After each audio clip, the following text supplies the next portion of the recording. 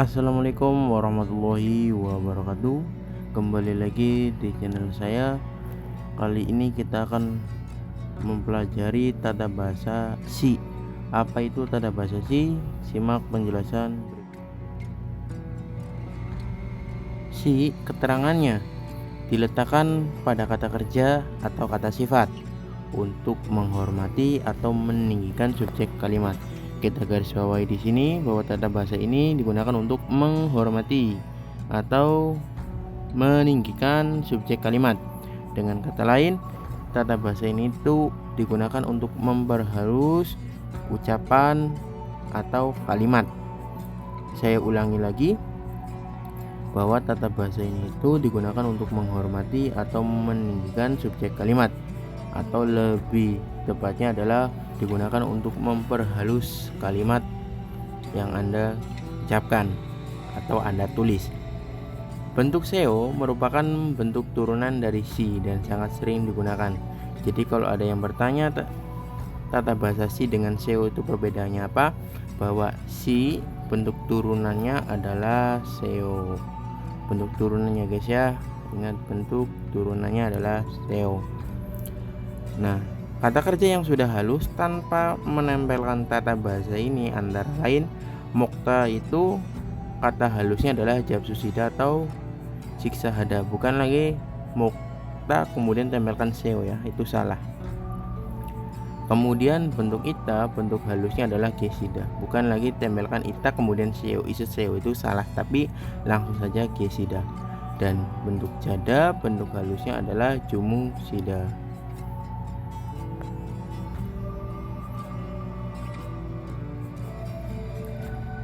Kita pahami rumusnya guys. Kita lihat di sini bahwa rumusnya cukup gampang. Kata kerja atau kata sifat akhiran vokal tempelkannya langsung si, dan untuk konsonan tempelkannya adalah si. Ingat di sini kata si bentuk turunannya adalah seo atau bentuk bakunya ya yang sering digunakannya. Akhiran real wajib dihilangkan. Nah, ini aturannya guys ya, wajib dihilangkan untuk akhiran real. Untuk kata benda bisa enggak? Untuk kata benda itu bisa. Untuk kata benda yang berakhiran vokal tempelkannya adalah seo, dan untuk kata benda yang berakhiran konsonal tempelkannya adalah i seo. Nah, kita lanjutkan ke contohnya. Contoh yang pertama dari kata gada artinya pergi. Seperti biasa kita hapus dulu kata da-nya, maka akan tersisa kata ga akhiran vokal tempelkannya si. Nah, ingat bentuk si bentuk turunannya adalah bentuk seo. Ingat, jadi si itu bentuk turunannya adalah seo, maka ga plus si akan berubah menjadi ga seo, bukan ga si lagi ya, tapi ga seo. Kemudian kita ambil dari kata sifat yaitu manta artinya banyak.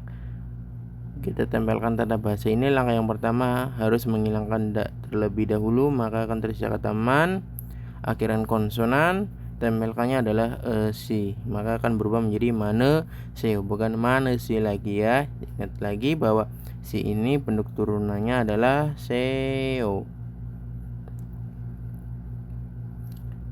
Kemudian Daetongyeong artinya presiden, kita ambil dari kata benda ya guys ya. Kata benda Daetongyeong akhirannya adalah ngiang konsonan, maka tempelkannya adalah i seo, maka akan berubah menjadi Daetongyeongi seo. Daetongyeongi seo, seperti itu. Memahami kondisi. Nah, kita lihat di sini. Yang pertama ada kata gaseo artinya pergi, dan ini pun halus namun menunjukkan tensis masa sekarang. Menunjukkan masa sekarang. Rumusnya cukup gampang. Kata kerja atau kata sifat akhiran vokal tempelkan seo, akhiran konsonan tempelkannya adalah seo. Ini bentuk yang sekarang.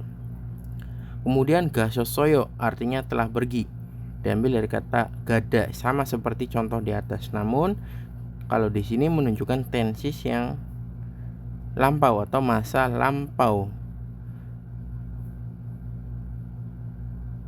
Beda ya guys ya, gaseo dengan gasosoyo. Ini bentuk lampaunya.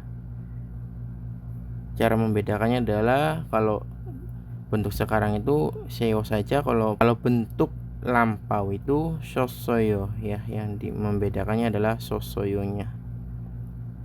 Rumusnya juga cukup gampang. Kata kerja atau kata sifat akhiran vokal tempelkan sosoyo, konsonan tempelkannya adalah sosoyo. Yang ketiga, gasil kueyo artinya akan pergi. Ini pun halus sama seperti 2 dan 1. Namun ini menunjukkan tensi masa yang akan datang. Menunjukkan masa yang akan datang. Artinya belum terjadi atau mau terjadi atau akan terjadi. Rumusnya cukup gampang. Kata kerja atau kata sifat akhiran vokal tempelkannya adalah sil goyeyo dan konsonan tempelkannya adalah sil goyeyo. Nah, ini bentuk-bentuknya ya guys ya. Kalau saya ulangi lagi, kalau yang pertama tidak ada perubahan sama seperti rumus yang awal.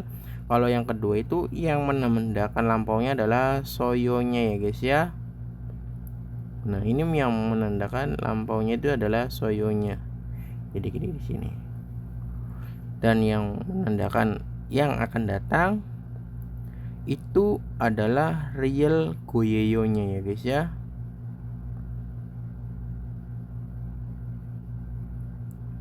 Ini yang menandakan akan datang.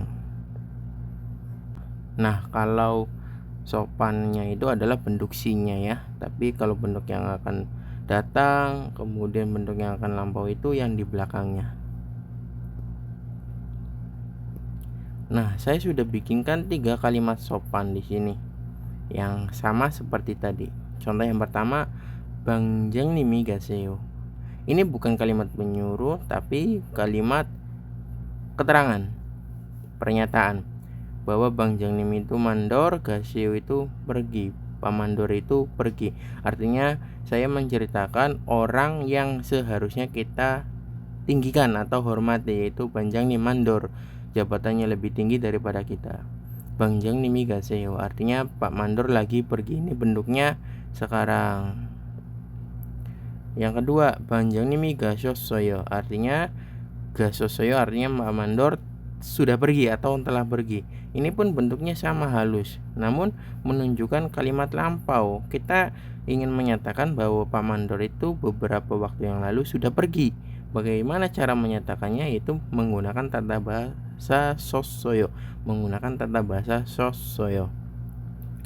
Dan yang ketiga, banjang nimi gasil goyo artinya Pak Mandor akan pergi. Ini bentuknya halus sama seperti sebelumnya, namun menunjukkan tensi yang akan datang. Artinya Pak Mandor itu baru mau pergi, bukan sudah atau sedang, tapi baru mau pergi atau akan pergi.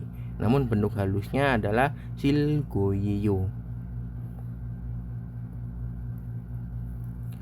Nah, itu antara lain penjelasan tata bahasa si ya guys ya.